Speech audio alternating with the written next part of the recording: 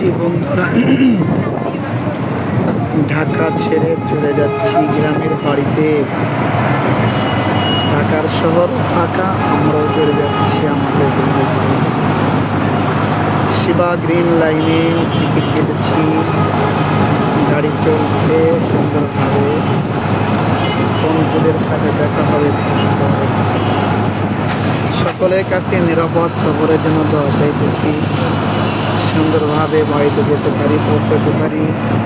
সকল বন্ধুরা দোয়া করবেন।